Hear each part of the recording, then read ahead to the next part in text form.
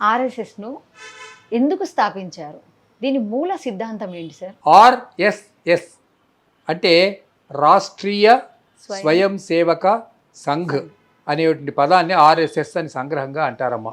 Okay. Rashtriya అంటే ఇంగ్లీష్లో national అని అర్థం. స్వయం సేవక్ అంటే సెల్ఫ్ సర్వీస్.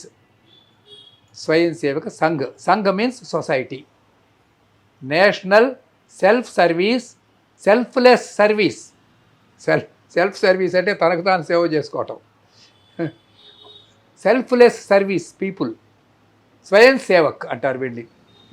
స్వయం సేవక్ అంటే ఇతరుల యొక్క ప్రేరణతో కాదు, తనంతట తానే సేవ చేసేవాడు. స్వయం సేవక్ సంఘ్, సంఘ్ అంటే సొసైటీ. ఇది ఒక సేవా సంస్థ అమ్మ. ప్రధానంగా చెప్పాలంటే this is a purely cultural organisation. 1925 అంటే 1925 అంటే ఇప్పటికి సరిగ్గా 100 సంవత్సరాలు అయింది. సెప్టెంబర్ 25, 1925 విజయదశమి నాడు నాగపూర్లో ఈ సంస్థను శ్రీ కేశవరావు బలీరామ్ హెడ్గేవార్ అనే పేరు కలిగినటువంటి ఒక ఆయన స్థాపించాడు. ఆయన ఈ కార్యక్రమం ప్రారంభించడానికి ముందు కాంగ్రెస్ పార్టీలో విదర్భ అంటే ది ప్రజెంట్ ఆ ఏరియా అన్నమాట, మహారాష్ట్ర, మధ్యప్రదేశ్ ఆ ఏరియా, అక్కడ కాంగ్రెస్ పార్టీకి నాయకుడుగా ఉండేవాడు.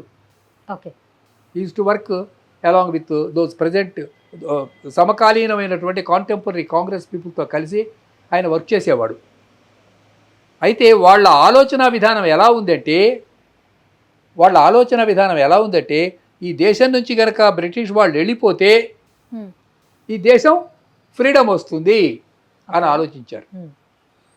ఇలా కొంతకాలం పనిచేసిన తర్వాత ఈయనకి ఇందులో ఉన్నటువంటి లోపం తెలిసింది. ఏం లోపం తెలిసింది? దేశంలో ఉన్నటువంటి బ్రిటిష్ వాళ్ళు వెళ్ళిపోయిన తర్వాత ఈ దేశానికి స్వాతంత్రాన్ని వీళ్ళు నిలబెట్టుకోగలరా?